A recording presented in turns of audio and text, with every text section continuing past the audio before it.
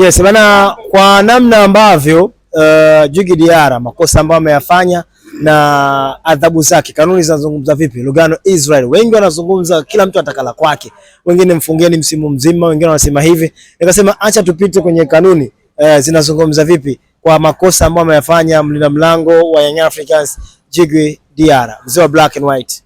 Djigui Diarra anaenda kwenye kanuni ya 41 kifungu cha 21 ambacho kinazungumzia adhabu ya jumla ya kanuni zote zilizozungumza kwenye kifungu cha 21, nidhamu, kupiga, si ndio, kimaadili, wanasema kufanya matukio ambayo ni zaidi ya matukio yenyewe. Yote yanaenda kwenye kifungu cha 21, kwenye kanuni ya 21 kanuni ya 41 kifungu cha 21. Hapo ndipo ambapo adhabu ambayo inaenda kumhukumu Djigui Diarra iko pale. Sasa kanuni ya 41 kifungu cha 21 kinasemaje? Kinazungumzia kuhusiana na miezi mitatu. Kwa hiyo Djigui Diarra anaweza kafungiwa miezi mitatu kutokana na hicho ambacho amekifanya. Nikukumbusha na matukio mawili. Tukio la uwanjani na tukio lile ambalo alionyesha matendo ambayo sio ya kimaadili na kinidhamu. Kwa hiyo sasa mgawanyiko huo unawezekana ikapelekea ile matukio kujirudia. Kama kamati itakuwa na nidhamu zaidi, inaweza kumfungia miezi mitatu. Nidhamu zaidi. Kufungiwa kwa Djigui Diarra sio kitu ambacho kinaweza kikazuia. Yaani kufungiwa ni lazima. Isipokuwa sasa yani ile hekima zaidi ya kamati ya bodi ya ligi ni kumfungia miezi mitatu. Sawa, ambapo sasa kwenye hicho kifungu kinazungumzia na faini ya milioni 1. Lakini kama wataona makosa ni makubwa zaidi, Djigui Diarra anaweza kafungiwa mpaka mwaka mmoja. Si unanielewa? Hiyo ni kanuni. Azungumzi Lugano Israel. Diarra golikipa wa Yanga. Watu waende wakasome kanuni ya 41 kifungu cha 21 ambacho kinazungumzia adhabu za matukio yote ambayo yamezungumzwa kwenye kanuni ya 41. Inaeleza kwamba anaweza kama ni kufungiwa ni miezi mitatu au mwaka mmoja. Kwa hiyo Djigui Diarra anaweza kafungiwa mwaka mmoja endapo kama kamati ya ligi kuu Tanzania bara inayosimamia ligi kuu ikawa na hekima zaidi, inaweza kupunguza mpaka miezi mitatu. Kwa hiyo mashabiki wa Yanga, wanachama wa Yanga na wadau wa mpira miguu wajiandae.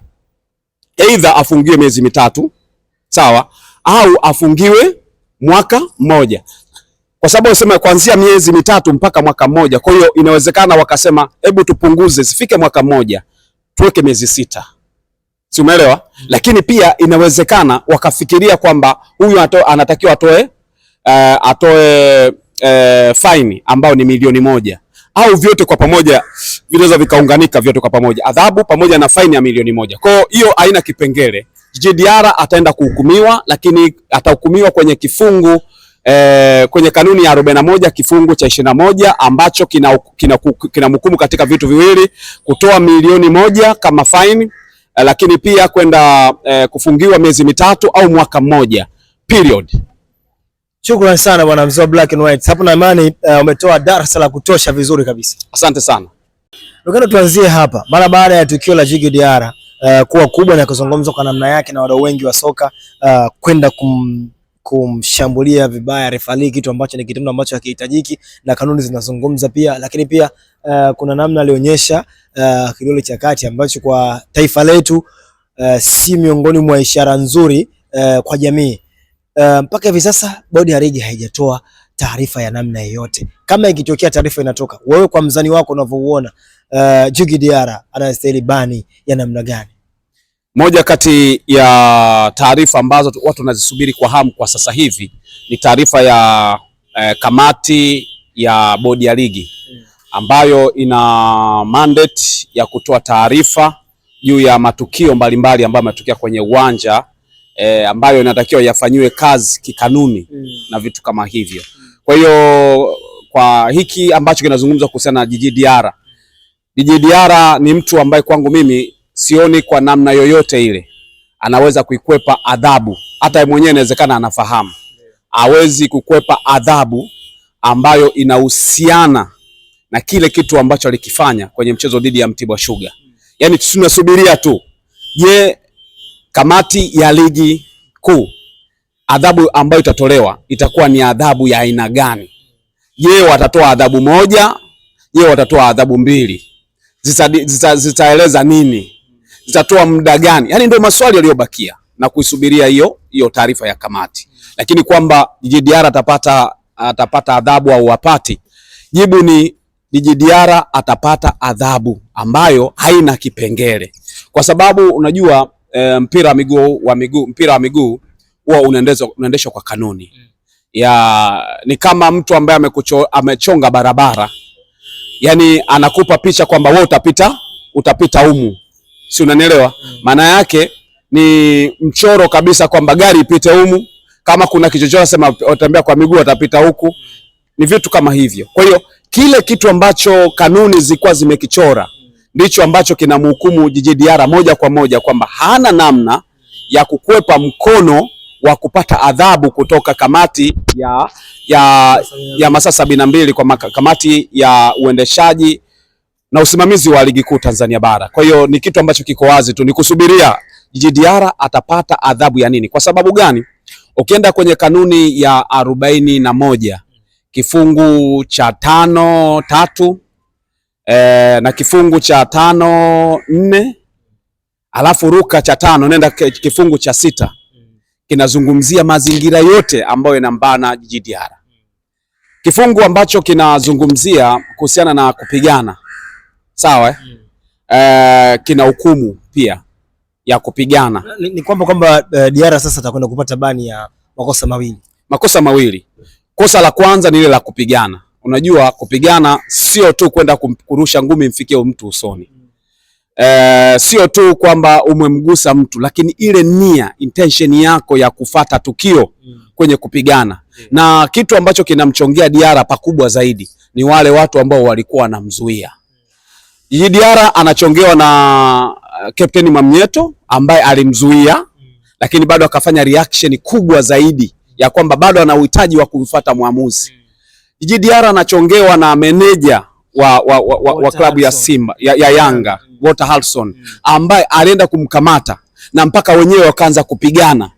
Kule ni kupigana, kwa sababu kama anakuzuia bado mimi unaweza kanipiga hata kifuti niachie, kule ni kupigana. Kwa yale matukio unayaona Lakini tukio lingine ambalo linasindikiza zaidi Djigui Diarra kwenda kufungiwa na kwamba alifanya hatua ya kupigana ni swala ambalo lilimshusha rais wa klabu ya Yanga kwa maana ya Engineer Hersi Said kutoka kule VIP ambako alikuwa amekaa mpaka kushuka kumfata Djigui Diarra kwenda kumtuliza, lakini bado alikuwa anaona bado mbilinge, hakumsikiza mpaka rais wake. Umeelewa? Kwa hiyo achana na kwamba mimi binafsi ninaona hata Yanga wenyewe wana hatua ambazo wanatakiwa wamchukulie nani? Djigui Diarra, kwa maana kwamba kwanza kufanya ubishi kwa kiongozi wako wa uwanjani ambaye ni Mwamnyeto ambaye ni captain. Captain anakuzuia wewe, ni mchezaji ambaye unatakiwa umsikize captain, bado umebishana naye. Lakini bado itoshi, Djigui Diarra kaenda kuvunja heshima ya mtu anaitwa meneja ndani ya klabu ya Yanga. Walter Harrison ni meneja ambaye anatakiwa aheshimiwe. Yeye mwenyewe aliriski kwa maana ya Walter Harrison kutoka kwenye nafasi yake alikuwa amekaa mpaka kumfuata Djigui Diarra ambaye amepandisha morali. Kwa mtu ambaye unamheshimu akikufuata kwambia acha kitu, ni lazima ile heshima itaonekana kwenye uso wake kwamba aliyekuja kunisimamisha ni nani. Si umeelewa? Hata mfano kwako kwenye kazi yako kuna mkuu wa kitengo cha kazi yako. Haimaanishi huyo mtu awe na umri kiasi gani, ni mdogo au unamchukulia vile kwamba pengine una uzito mkubwa kuliko yeye, una elimu kubwa, lakini madamu mtu akiitwa ni kiongozi, kuna namna ya wewe kwenda kuwa na heshima mbele yake. Si kama unanielewa vizuri. Yaani heshima inakuja amekwambia acha hiki kitu. Maana yake ukimwona huyu Captain Mwamnyeto unastuka unaacha ile tukio au unalipunguza uzito. Hata kama una hasira itabidi hasira zako zielekee upande ambao wewe anakuzuia. Hata kama una kitu cha kuzungumza bado kuna namna ambayo utaonyesha una respect. Anakuja meneja naye anakupa ile ishara. Tena wewe unaenda kureact pakubwa. Unajua meneja kwenye klabu ni mtu mkubwa sana ambaye ana manage vitu fulani, logistic tofauti zinakuwa chini ya manager, kuwajua afya ya wachezaji, mazingira yao. Kwa ile heshima tu ya Yanga kumpa manager Arsene kwa manager wa klabu ya Yanga, anakuambia achana nacho, wewe unaenda kupigana naye, ni kosa kubwa sana. Hivi vitu watu havizungumzi, umeelewa? Lakini amekuja president yule ambaye kuwepo ndani ya nchi kuichezea Yanga kunatokana na yeye, anakuambia acha, bado unaleta ushindani. Hiyo ni kosa ambalo kwanza Yanga wenyewe wanatakiwa kwenda kumchukulia hatua nani? Djigui Diarra. Si unanielewa? Yanga wenyewe wanatakiwa kumchukulia hatua za kinidhamu Djigui Diarra. Hizo hatua za kinidhamu ambazo zinatakiwa zichukuliwe ni kuignore taratibu kabisa za uwanja. Tunajua kwenye uwanja ile la Mwamnyeto inawezekana labda ilikuwa juu, lakini amekuja Harrison, unambishia. Amekuja mpaka president, bado unambishia. Wewe unataka kitu gani? Unasubiria ni banning. Kwa hiyo bani ya kwanza ambayo inahusiana na mazingira ya uwanjani baada ya mechi, hiyo inahusu kabisa pande hizi mbili.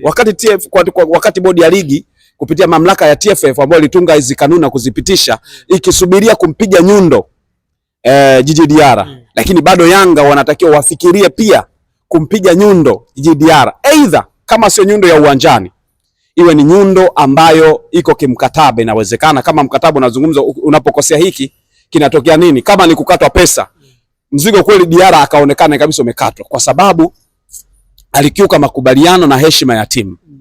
Pale mimi naweza kusema Djigui Diarra alikuwa anafanya ni kumdhalilisha president. Ionekane kwamba kumbe ndani ya Yanga president hata wachezaji anamchukulia poa. Mimi haiwezekani kama kiongozi wangu akitokea hivi akiniambia acha, afu bado naendelea kupambana. Haiwezekani. Labda nione ni haki yangu ya mwisho ya uhai wangu, naweza nikaipambania, kwa sababu hiyo hawezi kuishika kiongozi. Au ya haki yangu ambayo inaminywa kilazima pengine, lakini ile ilikuwa sio haki ambayo inamlima kilazima, kwamba asipoipigania kinabadilika kitu gani. Hicho ndio shida. Lakini kuna kitu kingine kinazaliwa kutoka kwenye ile tukio.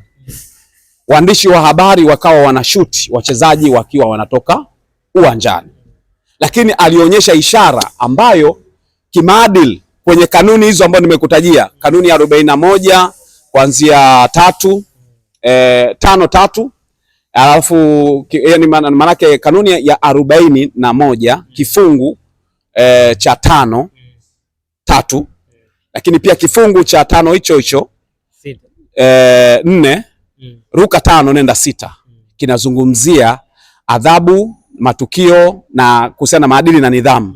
Vyote vinahusu matukio ambayo ameyapata. Sasa ukienda moja kwa moja kwenye kanuni hiyo ambayo naizungumzia ya 41, inamhukumu Djigui Diarra kwa vitu tena viwili. Hapo nilikuwa nazungumzia matukio ya ugomvi na nini uwanjani na vitu kama hivyo, kusana misingi ambayo inatakiwa kujengwa. Lakini unakuja kwenye nidhamu. Hasa hii ya kifungu cha 5.6 ambacho kinazungumzia kwenye upande wa maadili na nidhamu. Maadili, unapoonyesha kidole, hata mimi nikijaribu kuigiza kidole cha kati hapa, watu wakione, nitakuwa nimekosa maadili mbele ya mtu anayetazama sasa hivi. Ni kidole ambacho hakina maadili na hakina heshima, hakina nidhamu. Na hiyo kanuni inazungumzia mtiririko huo, kwamba atakayefanya hivi ana hukumu yake. Kwa maana vifungu vyote hivi ukikiuka kimoja kati ya hicho unaingia kwenye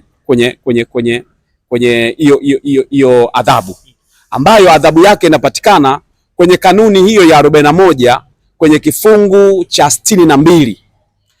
Wameainisha pale, yani makosa yote yanayotokana na kanuni zote hizo. Huku juu unakuja kuadhibiwa kwa hiyo 62, inakuja kuadhibu nini? Kuadhibu makosa hayo. Pengine Lugano, makosa yote ambayo ameyafanya hayo mlinda mlango wa Young Africans Djigui Diarra ndio alopelekea mpaka hivi sasa tumuone kwenye mashindano ya FIFA Series na timu yake ya Mali. Of course inawezekana, lakini sio kanuni ambayo imemzuia. Inawezekana ni kwa kocha limeona kama kuna kitu hakipo sawa kwa Diarra hivi sasa. Watu wanaweza kaisi hivyo kwamba inawezekana, yani neno kuwezekana ni ule uwezekano wa kocha hajaridhishwa na nidhamu ambayo ameionyesha huku. Kwa hiyo inawezekana naye akaevaluate akaona mimi nikimchukua nitaonekana naunga mkono kitu ambacho alikifanya kwenye klabu yake. Huu itabidi nimwache, naye anatakiwa awe na heshima hata kwenye klabu, kwenye timu ya taifa. Inawezekana hii ikawa ni somo ambalo lilikuwa halimzui kocha wa timu ya taifa kumuita, lakini ni somo ya kwamba hebu atafakari vitu alivyokuwa analifanya kwenye timu yake, mimi nilikuwa navifuatilia. Sasa katika kuvifuatilia huko nimeona mapungufu ambayo yuko nayo, ambayo huenda pia kaja kuyafanya kwenye timu yangu ya taifa. Hebu tuliza munkari kwanza, then nitakuita, kwa sababu kwa Mali golikipa namba 1 ni Djigui Diarra, tumeona kwenye mashindano tofauti. Namba 2 anacheza Ufaransa, ambao ni daraja la pili tunaweza kusema Ufaransa, umeelewa? Lakini ukifikiri kwa nini wamemwacha, hiyo inaweza kawa ni mojawapo, lakini kwa upande wangu mimi ukiniambia kwa nini ameachwa Djigui Diarra kujiunga na timu ya taifa ya Mali, mimi naweza kusema kutokana na kariba ya mashindano. Huenda kocha wa Mali yeye katazama kaona ni mashindano ambayo hayana impact kubwa sana. Ina maana pengine ni mashindano ya kuwapa nafasi wachezaji wengine kujipambanua zaidi, kutengeneza upana wa kikosi chenyewe. Kwa hiyo inawezekana kafikiri kwamba anahitaji kupata wachezaji wengine wale ambao walikuwa pata nafasi, kwa sababu huyu Diarra tumemtumia kwenye mashindano ambao kafanya vizuri, lakini kuna wengine ambao ni waita hawajapata nafasi. Haya mashindano ya FIFA series haya naweza nikatumia pia wachezaji wengine ambao wanaweza kanipa quality ile lakini pia nikawaandaa kwenye michezo mingine ambapo Djigui Diarra anaweza kama amepata labda majeraha au anaumwa au yuko katika ufiti wake, lakini bado nitakuwa na backup ya wachezaji wengine. Wale wanapataje game time ya timu taifa na kuwatumia kama hivyo ambao amewatumia. Na kumbuka pia mchezaji anapocheza timu ya taifa huwa value yake inakuwa inaongezeka. Kwa hiyo kuna namna pia ya kuwasaidia wachezaji wengine value yake kwenye vilabu ambavyo wanavicheza, kama yuko Ufaransa, yuko maeneo gani, aongeze value yake. Kuna golikipa mwingine anatoka Sedi Marie, naye yuko pale, atapata wakati gani wakati timu yake imecheza mashindano ya kimataifa? Kwa kuna namna ambavyo kocha huenda pia kafikiria zaidi ya kuwapa nafasi wengine ili kuongeza upana wa kikosi, lakini pale ndakapotokea chochote mtu anakuwa yuko tayari. Kwa kuondoka kwako, kutokuitwa kwenye timu ya taifa kwa Djigui Diarra, sioni kama inawezekana kwamba value yake imeshuka. Huenda pia kuna vitu viwili kama nilivyosema. Mwalimu wa timu ya taifa ya Mali kafikiria kumpa nafasi kutokana na situation ambayo kaifuatilia. Unajua makocha wanafuatilia situation, mazingira. Kwa kuna namna pengine mtaalamu wa psychology akasema huyu kakutana na madhira ambayo huenda yakawa ni shida kwake. Hebu tumpe muda wa kupumzika na kupumzisha akili yake, ili kama atakuja kuingia kwenye timu ya taifa kwenye michezo mingine awe na akili ambayo iko sawa. Lakini unampa pia maswali mchezaji kama Djigui Diarra ambaye alikuwa first 11 kwenye timu ya taifa, kwamba kwa nini sijaitwa? Hiki kitendo nilichokifanya inawezekana ndo tatizo, au mwalimu kaniona anipumzishe, ina maana wenzangu watapata nafasi. Kwa ubora wa Djigui Diarra inawezekana kaongeza maradufu kwa kulinda pia hadhi yake na nafasi yake kwenye ndani ya timu ya taifa. Unadhani ni stahiki